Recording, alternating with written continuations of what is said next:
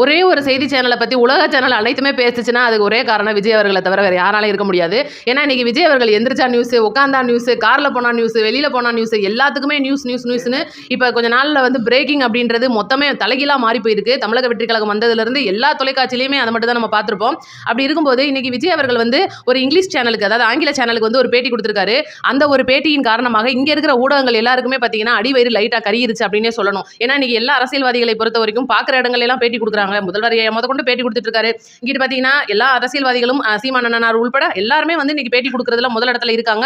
அண்ணாமலையா இருக்கட்டும், கேட்கிற கேள்விகளுக்கு டக்கு டக்குன்னு பதில் வர்றதுல இருந்து எல்லாருமே இருக்கட்டும். இன்னைக்கு அரசியல் விமர்சகர்கள் பெருசா எதிர்பார்த்த ஒரு தருணம் அப்படின்னே சொல்லலாம். இன்னைக்கு விஜய் அவர்கள் வந்து என்ன பேசவே மாட்டேங்கிறாரு. இப்ப இவ்வளவு பெரிய சம்பவம் கரூர்ல நடந்திருக்கு, அரசியலுக்கு வந்திருக்காரு, திரை வாழ்க்கையில இருந்து அரசியலுக்கு வந்திருக்காரு. எங்க கிட்ட நிறைய கேள்விகள் இருக்கு கேட்கறதுக்கு. இதெல்லாம் பத்தி அரசியல் பத்தி நாங்க விஜய் அவர்கள்ட்ட நிறைய பேசணும்னு நினைக்கிறோம் அப்படின்னு சொல்லிட்டு பல அரசியல் விமர்சகர்கள் இன்னைக்கு வந்து விஜய்கிட்ட பேசுறதுக்கு பயங்கரமா ஆர்வமா இருக்காங்க. அப்படி இருக்கும்போது இன்னைக்கு விஜய் அவர்களோட தனி பாணினே சொல்லலாம். நான் யாருக்கும் பேட்டி கொடுக்க மாட்டேன். என்னோட ஏதாவது நான் சொல்லணும்னு நினைச்சேன்னா அது தமிழக வெற்றி கழகத்துல இருந்து ஒரு அறிக்கையா வந்துரும். அந்த மாதிரி தான் இப்போ வரைக்கும் நம்ம பார்த்துட்டு இருந்திருப்போம்.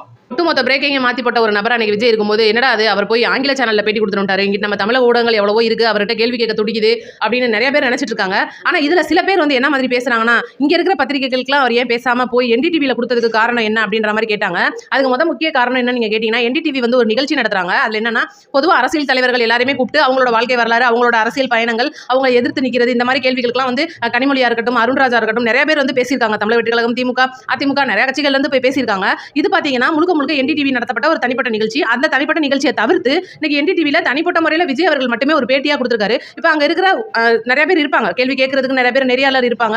அங்க இருக்கிற எல்லாருமே வந்து ஒவ்வொரு மாதிரியான கேள்விகள் ரெடி பண்ணி ஆல்ரெடி வந்து இதெல்லாம் வந்து விஜய் அவர்கள் கிட்ட கேட்கணும். இப்போ அவங்களும் வந்து தமிழகத்தை பாக்குறாங்க, இங்க இருக்கிற சூழ்நிலை அவங்களுக்கு புரியும். ஏன்னா சென்னையில இருக்கிற ஒரு அலுவலகம் அப்படிங்கும்போது தமிழ்நாட்டில் நடக்கிற மொத்தமே அவங்களுக்கு தெரிஞ்சிருக்கும். தமிழக அரசியலை பத்தி இந்த மாதிரியான கேள்விகள் தான் இன்னைக்கு விஜய் கிட்ட முன் வைக்கணும் அப்படின்னு சொல்லிட்டு அப்போ அவங்களுக்கு எல்லாருக்குமான ஒரு கேள்வியாக இருக்கணும், பொதுமக்களும் வந்து கேட்கப்படுற கேள்வியாக இருக்கணும்னு சொல்லிட்டு இது எல்லாத்துக்குமான அந்த ஒரு பேப்பரை வந்து நிருபர் மட்டுமே விஜய் அவர்கள்ட்ட கேட்குறாரு. இப்போ பார்த்தீங்கன்னா முதல் கேள்வியே வந்து என்னன்னு பார்த்தீங்கன்னா, இப்போ விஜய் அவர்களுக்கு பெரிய அலிகேஷனாக இருக்கக்கூடியது அந்த கரூர் சம்பவம். அந்த கரூர் சம்பவத்தை நீங்கள் எந்த மாதிரி பார்க்குறீங்க, சிபிஐ வரைக்கும் போயிட்டு வந்திருக்கீங்க, இதெல்லாம் வந்து உங்களுக்கு எப்படி தெரியுது? ஏன்னா நீங்கள் அரசியல் வாழ்க்கையில் வந்ததுக்கப்புறமா இது வந்து உங்களுக்கு ஒரு கடினமான பயணமாக இருக்கும் அப்படின்ற ஒரு இடத்துல என்ன நினைக்கிறீங்கன்னு சொல்லி கேட்கும்போது விஜய் அவர்கள் இது வந்து எனக்கு ரொம்ப அதிர்ச்சி தருது.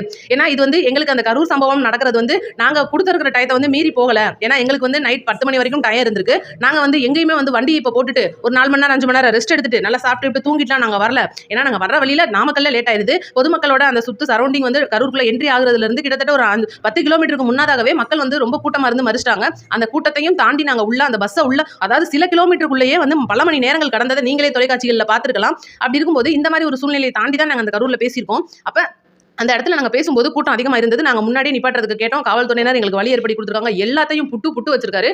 அதுக்கப்புறம் பார்த்தீங்கன்னா அந்த ஒரு கூட்ட நெரிசல் காணதுக்கப்புறம் சிபிஐ கிட்ட அவங்க சிபிஐ கேட்டது. அப்போ சிபிஐ வந்து கேட்ட கேள்விகளுக்கு நான் பதில் சொன்னது எல்லா விவரத்தையும் விஜய் அவர்கள் சொல்லியிருக்காரு. இந்த கரூர் சம்பவத்தில் இருந்து மீண்டு வரதுக்கே அவருக்கு வெகு நாட்கள் பிடிச்சிருக்கு. ஏன்னா அவ்வளோ தூரம் வந்து ஒரு அதிர்ச்சியிலையும் மனவழியிலே இருந்திருக்காருன்றது நமக்கே தெரியும். பயங்கரமாக அந்த அறிக்கையெல்லாம் கொடுத்துருப்பாரு, நம்மளுக்கே மனவழி ஏற்படுத்துற மாதிரி இருந்தது. அதுக்கப்புறம் அவங்களுக்கு ஆறுதல் சொல்றதுக்கு கூட அவங்க அனுமதி கொடுக்கல அப்படின்றது அவருக்கு மிகப்பெரிய வேதனையை கொடுத்துருக்கு.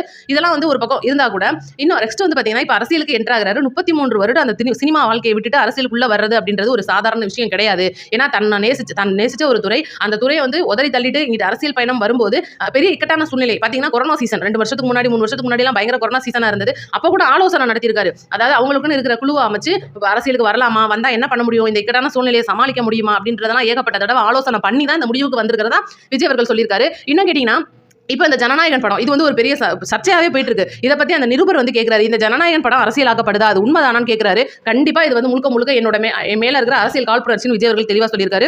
இதில் என்ன மாதிரியான காட்சிகள் வருதுன்னு நேரடியாகவே நிருபர் கேட்டிருக்காரு. அதாவது இதில் எதுவும் சர்ச்சைக்குரிய காட்சி இருக்கா, அந்த அரசியலில் இருக்கிறவங்களையும் அரசியல் இப்போ நடத்திட்டு இருக்கிறவங்களையும் பிரதமராக இருக்கட்டும், ஐயா ஸ்டாலினா இருக்கட்டும், அவங்களெல்லாம் தாக்குற மாதிரி வசனங்கள் இருக்கான்னு நேருக்கு நேராகவே கேட்டுக்கும் போது அப்படி கிடையாது, இது வந்து ஒரு படமாக தான் நீங்கள் பார்க்கணும். இந்த படத்தில் வர்ற ஒரு கதாநாயகன், அந்த கதாநாயகன் மக்களுக்காக செய்கிற நல்லதையும் அங்கே இருக்கிற அரசியல்வாதிகள் பண்ற ஊழலையும் தப்பையும் தடுக்கிறதுக்கு தான் அந்த படம் இருக்கே தவிர இதை நீங்க நிஜ வாழ்க்கையில எல்லாம் வந்து உள்ள தனிச்சு பாத்துக்கிட்டீங்கன்னா அதுக்கு நான் பொறுப்பு கிடையாது.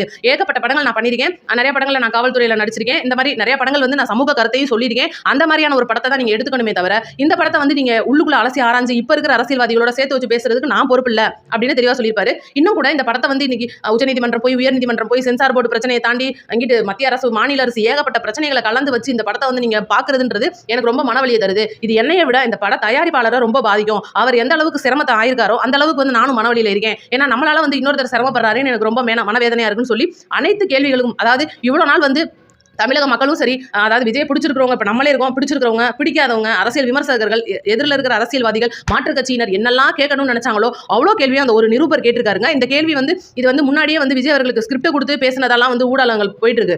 எந்த ஒரு இதுவுமே வந்து வெளிப்படைத்தன்மையா பேசியிருக்காரு அப்படின்றது தான் உண்மை. அதோட எக்ஸ்க்ளூசிவ் சீக்கிரமா அவங்களுக்கு அவங்க தந்துருவாங்க. அதுக்குள்ளே நம்ம அதாவது அங்கே பேசியிருக்கிறதுல வெளியில வந்து அந்த ஊடகவியாளர்கள் வந்து ஃபுல்லா இங்கிலீஷ்லேயே பேட்டி கொடுத்துருந்தாங்க. நீங்க பார்த்திருப்பீங்க. முழுக்க முழுக்க அவங்களுக்கே வந்து இது ஒரு எக்ஸைட்மெண்ட்டாக இருந்திருக்கு. ஏன்னா தன் சேனல்ல இருந்து அப்ரோச் பண்ணோடனே விஜய் அவர்கள் ஓகே பண்ணியிருக்காரு. இப்போ நிறைய சேனல்கள் உதாரணத்துக்கு தந்தி டிவி, புதிய தலைமுறை, பாலிமர் நியூஸ் எல்லாருமே வந்து இன்னைக்கு விஜய் அவர்கள்ட்ட பேசுறதுக்கு முண்டி அடிச்சிட்டு இருக்கிற இந்த ஒரு சூழ்நிலையில என்டிடிவி முதல் ஆளா போய் அப்ரோச் பண்றாங்க.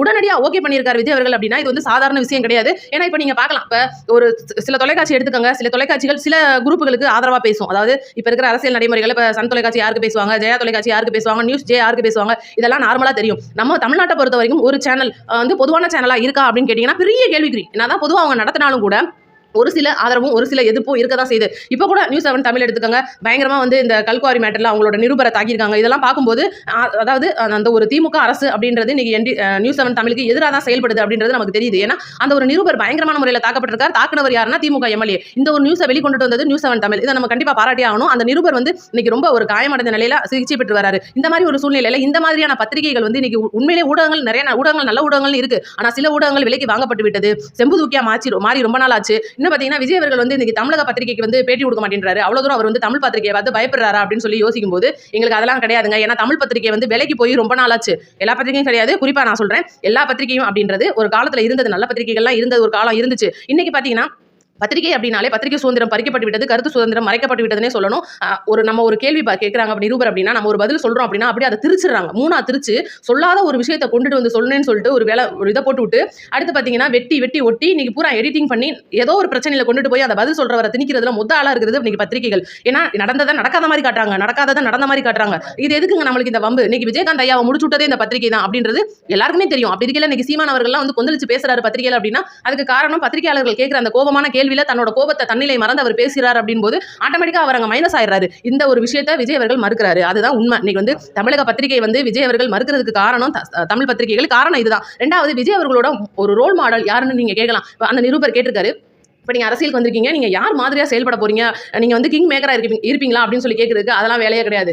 கிங்கே நான் எதுக்கு கிங் மேக்கராக இருக்கணும், நான் எதுக்கு கிங்கை உருவாக்கணும், நான் யாரையும் வெற்றி பெற வைக்கிறதுக்காக நான் வந்திருக்கேன், நான் வெற்றி பெறுறதுக்கு தான் வந்திருக்கேன். வரப்போகிற தேர்தலில் வெற்றி பெறுறது மட்டும்தான் எங்கள் தமிழக வெற்றி கழகத்தோட ஒரு முக்கியமான நோக்கமே அப்படின்னு சொல்லிட்டு தெளிவாக பதில் சொல்லியிருக்காரு. இன்னும் பார்த்தீங்கன்னா ஜெயலலிதா ஐயா, கலைஞர் ஐயா இவங்களோட பேரெல்லாம் குறிப்பிடுறாரு. இப்போ யோசிப்பலாம் நம்ம வந்து என்னடா அது டிஎம்கே வந்து இன்னைக்கு எதிர்த்துக்கிட்டு இருக்காரு, ஐயா கலைஞரை வந்து தூக்கி பேசுறாரு, ஏடிஎம்கேவை எதிர்த்து பேசுறாரு, அம்மா ஜெயலலிதா அம்மாவை தூக்கி பேசுறாரு அப்படின்னு நம்ம யோசிக்கும் போது, ஏன்னா ஏற்கனவே வந்து இந்த சர்ச்சை எப்போ வந்துச்சுன்னா அண்ணா எம்ஜிஆர் 2 பேரோட படங்கள் போது வந்திருக்கும். இதை நீங்க நல்லா யோசிச்சு பார்க்கலாம். இன்னைக்கு ஐயா கலைஞரை எடுத்து பாருங்க. அவர் மேல ஏதாவது நீங்க தப்பு சொல்லலாம் அப்படின்னா ஊழல் குற்றச்சாட்டுகள் ஒரு பக்கம் இருந்தா கூட நிறைய தமிழ்நாட்டுக்கு நல்லது செஞ்சிருக்கிறதுல, தமிழுக்கு முக்கியத்துவம் கொடுக்கறதுல, ஏகப்பட்ட இடங்கள்ல திராவிடத்தை தமிழகத்துல கொண்டுட்டு வரதுல பெரும் பங்கு வகிக்கிறது நம்ம கலைஞர் ஐயா இருப்பாரு. அதனால விஜய் அவர்கள் அவரை பத்தி பேசியிருக்கலாம். அண்ணாவும் அதே மாதிரி தான்.